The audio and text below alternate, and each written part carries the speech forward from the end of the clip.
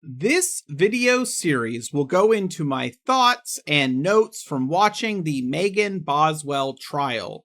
In a unique twist for me, I know absolutely nothing before going into watching this case, so I will be viewing it from a perspective similar to the jury by hearing what they do in court, with of course any added information I get that is said in the courtroom, but while the jury is out. Now, due to the nature of this case, any video in this series may be impacted by age restrictions or demonetizations, so your support through things like comments and likes and subscriptions are much appreciated. And I want to begin with the reading of the indictments because this is long, and seeing this is what made me decide to cover this case. Count 1. First-degree murder. She is accused of the premeditated killing of Evelyn Mae Boswell. Count 2. Felony murder. She is accused of killing Evelyn Mae Boswell during the perpetration or attempted perpetration of felony aggravated child abuse. Count 3. Felony murder. She is accused of killing Evelyn Mae Boswell during the perpetration or attempted perpetration of felony aggravated child neglect. Count 4. Aggravated child abuse. Again, done against Evelyn Mae Boswell, a child age 8 years or less. Count 5. Aggravated child neglect. Again, done against Evelyn Mae Boswell, a child age 8 or less. Count 6. Tampering with evidence. Count 7. False report. And I do want to say, this false report part is where I'm like, this is sounding like an absolute mess, and I know personally I'm going to want to watch it whenever I get a chance. We begin with the false report. Knowingly false statement about her missing infant daughter with intent to obstruct. She claimed the child was with her child's father, Ethan Perry. Count 8.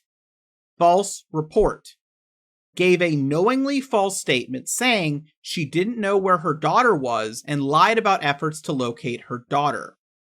Count 9. False report. Gave a knowingly false statement about the last physical contact with her daughter and alleged child's father's refusal to respond to text and voicemails about the daughter following an argument about custody. Count 10. False report.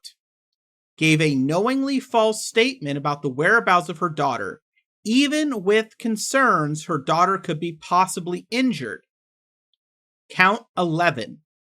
False report. Gave a knowingly false statement about the disappearance of her infant daughter concerning when she gave the daughter to the child's father because she could not handle her anymore and the father's threats to take her to court. Count 12. False report. Gave a knowingly false statement with the claim she last saw her daughter, when she last saw her daughter, since she saw her with the father and did not report it to police on advice from her mother. From not the infant's mother, but the defendant's mother. Count 13. False report. Gave a knowingly false statement that her mother might have her infant daughter, but wouldn't share the location. Count 14. False report.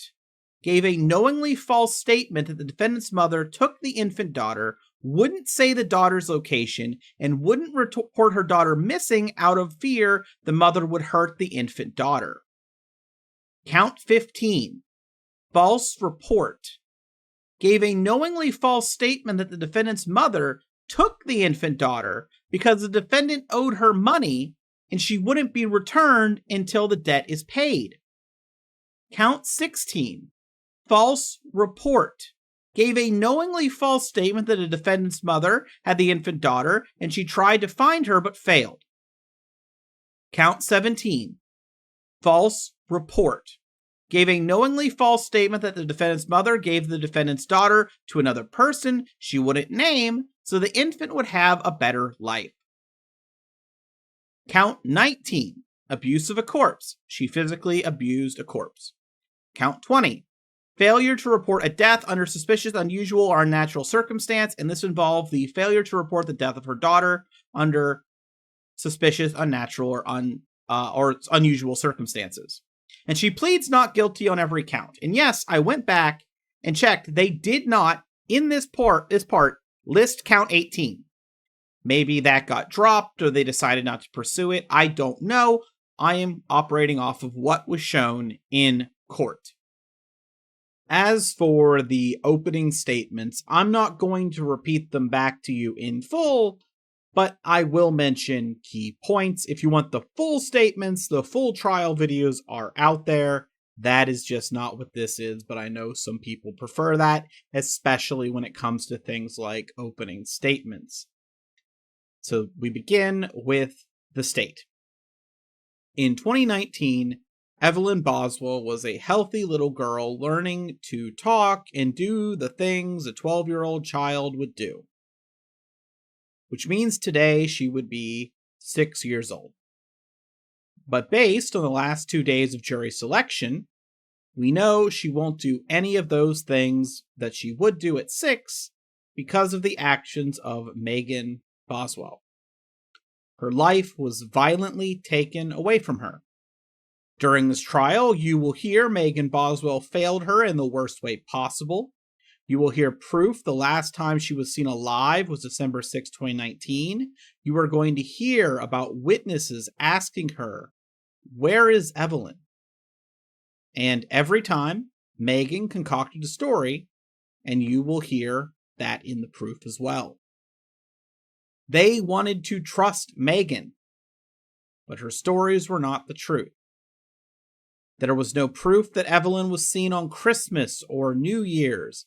People are really questioning in January, and the family is concerned in February, and she keeps concocting stories, trying to keep this going. Months passed. The defendant is no-showing appointments because she knows where Evelyn is, concocting stories. The only person who knew Evelyn was a missing child was Megan Boswell at this time. Megan Boswell's dad finally gave an ultimatum that she has to show him his grandchild or he was going to the police, and Megan knew she couldn't do that, and Megan's father reported to the police that Evelyn Boswell was missing on February 18th. Law enforcement and the FBI got involved, but it is important to know that Megan never reported her child missing. Megan's most believable story is that the child was with Ethan Perry, and you will hear from him yourself. Ethan Perry is not Evelyn's father, but Megan led him to believe that he was. And her family thought the father was stepping up. First, you will hear the story that they are trading weeks, but that doesn't make sense because people don't see Evelyn. Then she takes it one step further, claiming he took her to court and got emergency custody. This is simply not true. There never was a court case. Ethan Perry, in fact, was in the army, living in the barracks. She got the entire army involved, pulling him out of duty to perpetuate this lie. He never saw Evelyn while home over Christmas, and now we all know why that is. At the time, Megan told him that Evelyn had the flu and couldn't see him. From early December 2019 until her body was found, Evelyn was always in the same place, and Megan Boswell knew that. Megan Boswell put her there. She put Evelyn Boswell into her home trash can and hid the trash can in her own childhood playhouse on her father's property that no one had been in for a long time. Upside down, in a bag of trash filled with food debris. A blanket was wrapped around her body, in aluminum foil covering her head, still in her onesie and diaper.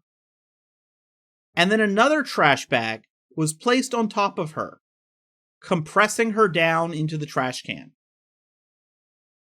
The proof links one person to this crime. The only person linked to this crime is sitting right here, and they point to Megan Boswell.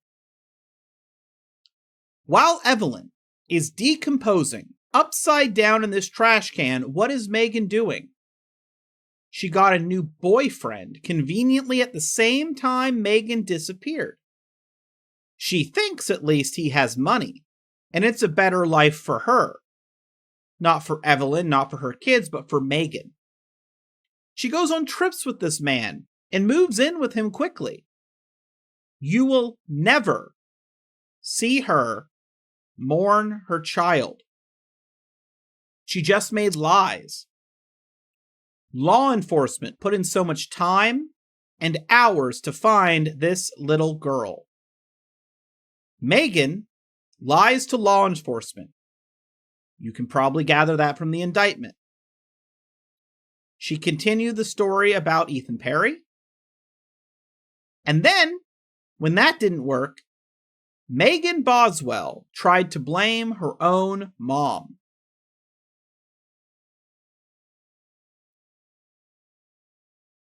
She knows. She maybe had the hope that Evelyn would never be found. The defense in jury selection said you only have one chance to get this right. And then said, Megan only has one chance to get this right. I submit to you that Megan Boswell already had her chance. Today is Evelyn's chance. Our chance to get it right for Evelyn. You are going to see pictures you don't want to see and hear things you don't want to hear. Where she had to sit for months while her mother just lived her life. We believe you will find her without a doubt to be guilty on all counts. Now, the defense had their opening statement. This is a terrible situation. A 13-month-old child in a trash can.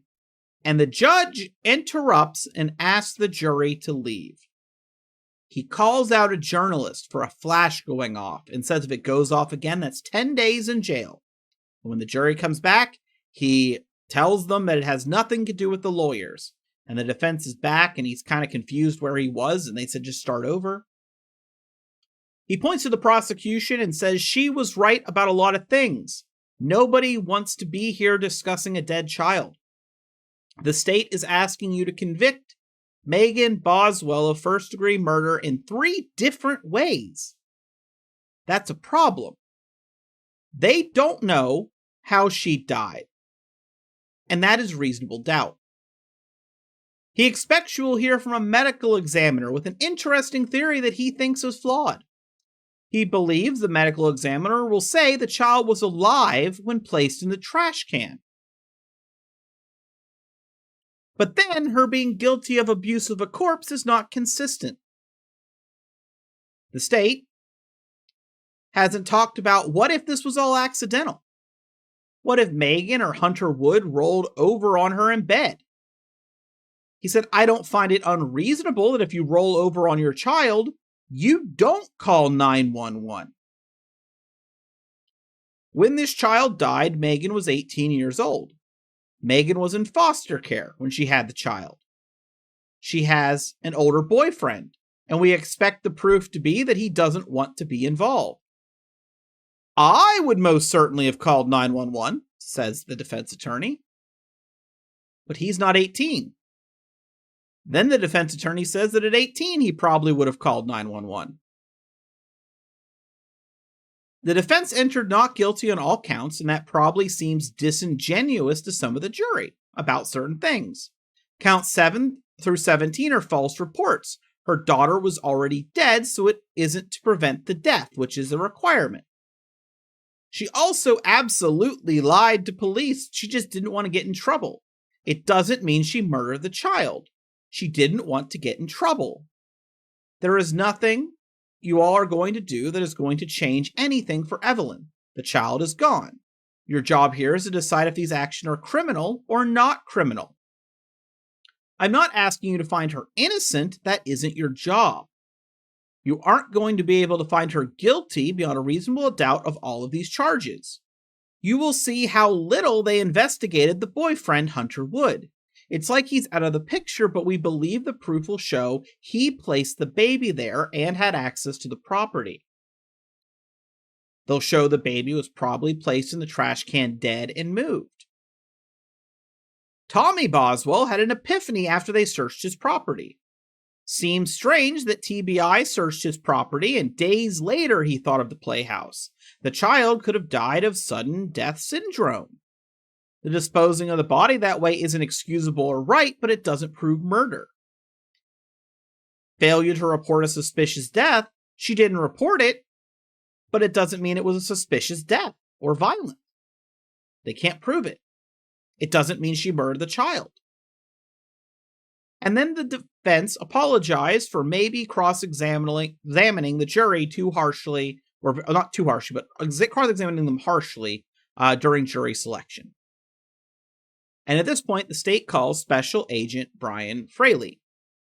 He was called out to assist February 19th, 2020. At this point, it was in regards to a missing child. Tommy Boswell, who was reporting her missing, it checked off everything for a full-blown Amber Alert. The FBI was called, and within hours, 40 to 50 FBI and TBI agents were on the case, looking for a missing child.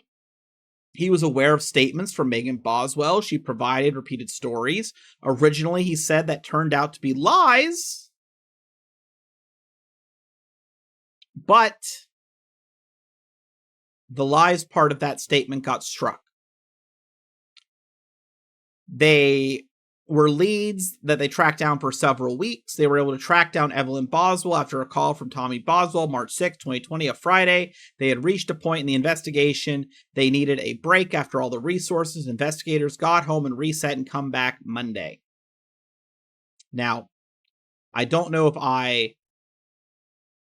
think I put this in the notes, but I will mention that at some point there was a comment about eventually Megan Boswell admitting the child had died.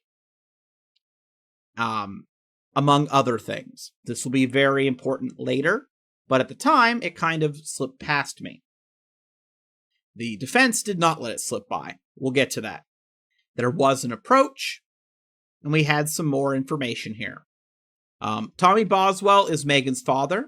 They went to the property to do a search. A sketch of the property was created. They asked him to identify the sketch. He's shown the sketch. It's accurate. They show it on the screen. It's explained to the jury that a body was found in the playhouse by the shed, shown on the diagram. In the outbuilding, they found items of Megan Boswell's that included things like diapers and clothes that belonged to Megan. That was in the outbuilding.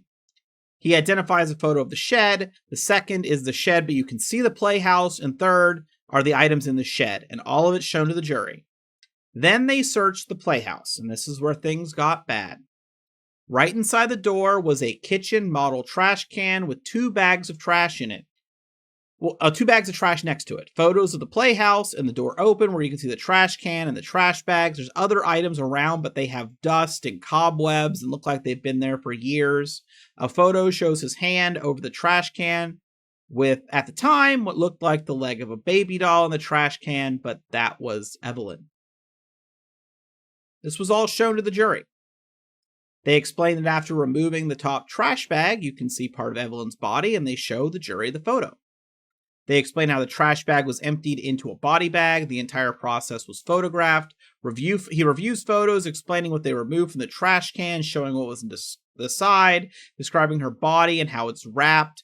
The bag she was inside included food waste like eggshells. Her upper body was wrapped in aluminum foil. There were insect larvae and pupa in the bag. The layers were removed at the direction of the forensic pathologist. Her head was in an abnormal pushed back position where it was shoved into the trash can. Talk of fluids, advanced decomposition, insects, all of this is shown to the jury and described again.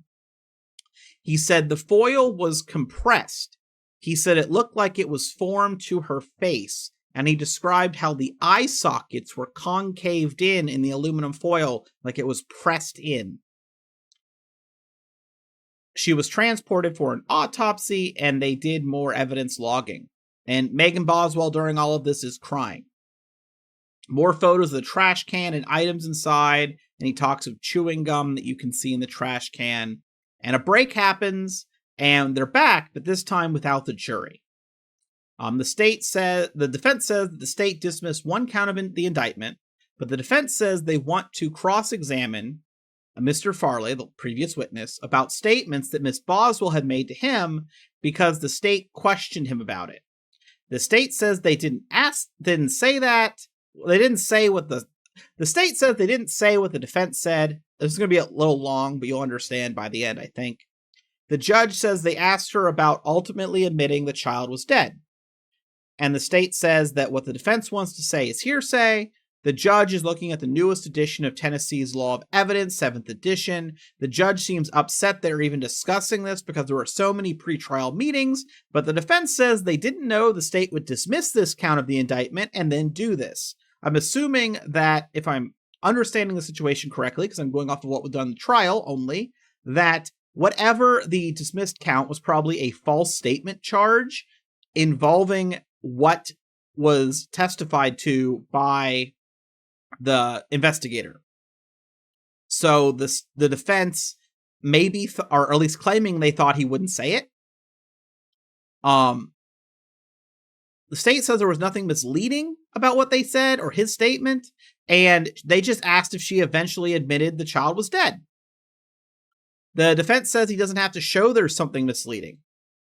The state literally jumps up and says it most certainly does and starts flipping through things, and the defense doesn't want to be interrupted, so he sits back down, and the defense says about fairness, and they ask about the statement, and then they start listing more cases and asking for the cases to be printed. The state said they didn't introduce any of her statement or ask how she said it, which is required. And according to the state, it has to be misleading, according to a footnote, and he isn't trying to clarify anything. The defense isn't trying to clarify anything, as would be required, unless he is trying to insinuate that somehow the child isn't dead. There's a break. The back, and the judge is given a bunch of cases. Defense says the witness said that she said the baby was dead, among other things. And by him saying among other things, that leaves us out in the open for the jury's imagination. The state starts the quote of the defense above. How do I want to word this? The defense keeps quoting certain things, and the state goes above him in the same document because what he didn't quote was saying it's only applicable if the defense is trying to then argue certain specific things that the defense isn't arguing. And the judge just flat out says he doesn't even know what the defense is trying to elicit, which is the problem. And at this point, the judge has the witness step out, which probably should have happened before this. I think it should have happened before this. Like, they are arguing about what he said, and I don't know. I feel like as soon as this argument happened, the witness should have been taken out. But that's just me. Eventually, the judge agreed, I guess. The state says they think the defense wants to say that Megan Boswell will claim her boyfriend rolled over and killed the child. They think that that's what they think the witness, the investigator, will say, but the state says that even if he does say that, that doesn't correct the statement of her saying the child is dead, therefore he doesn't have to say it. And it'd be under hearsay.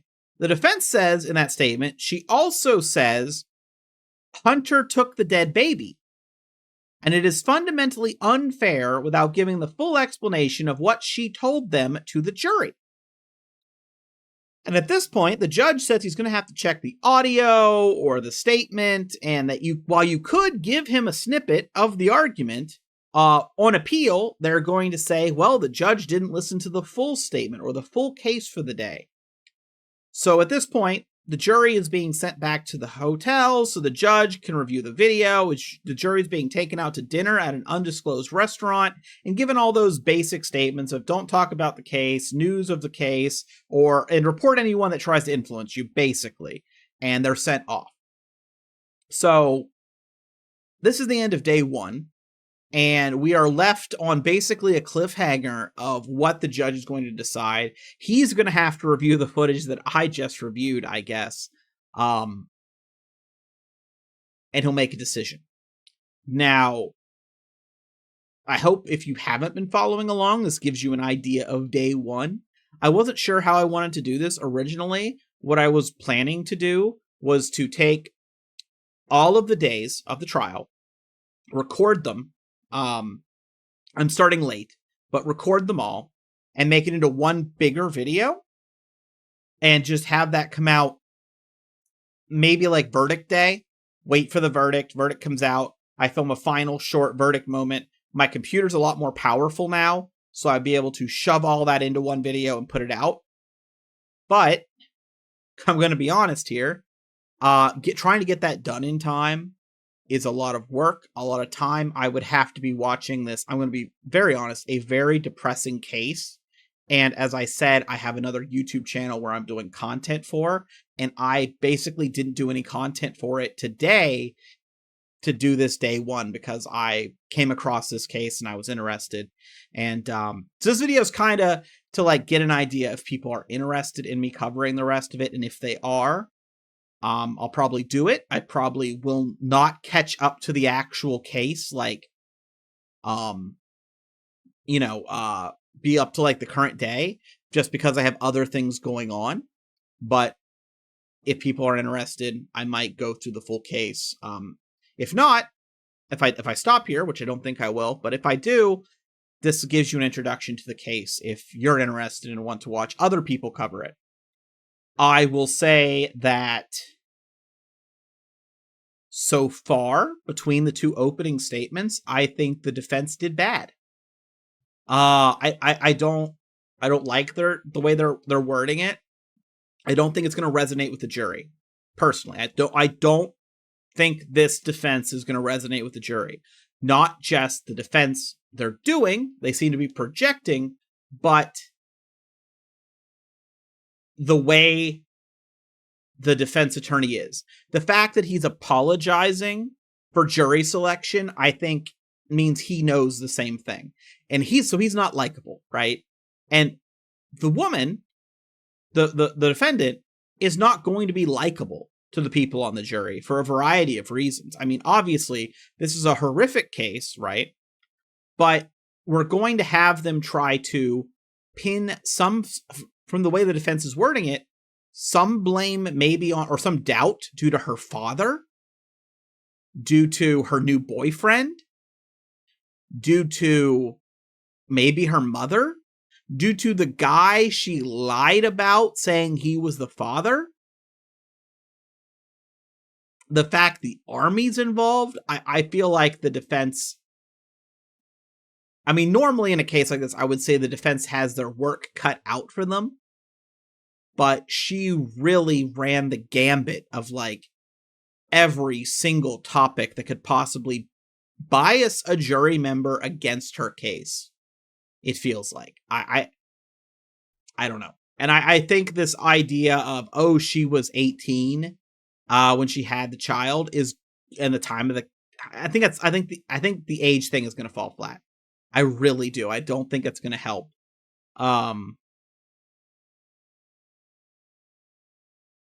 I think that I don't know if she'll be found guilty of.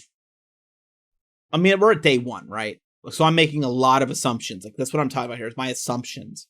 I think with how many counts there are, her being found guilty on all counts maybe isn't going to happen, right? But I guess that's the best in my mind. That's the best the defense can hope for is what can we shave off, right? They're obviously probably hoping to shave off a couple of the murder charges at the least.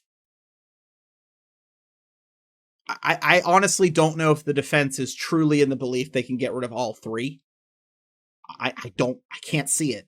That would be, to me, it feels like they aren't even prepping themselves for that, really.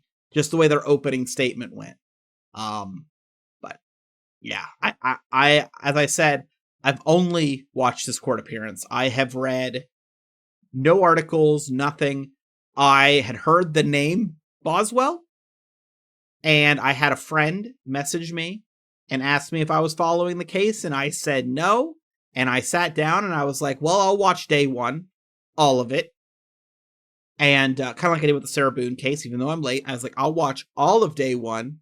And after about an hour watching, I went back and started taking notes because I was like, if I'm watching, I might as well do a video. So, as I said, just looking for reactions, what people think. I'm personally probably gonna follow the case, whether I do videos or not. If I'm not doing videos, I will less rigorously follow the case, and I'll probably do it slower, just because I have so much going on.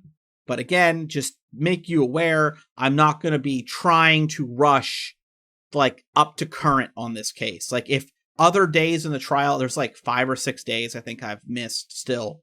If those are very short, and I find the time, maybe I can get some of those mixed in there when I have a break. But I'm just doing where I'm at right now. I'm gonna be honest, I'm still kind of burned out, so just felt like I should make something.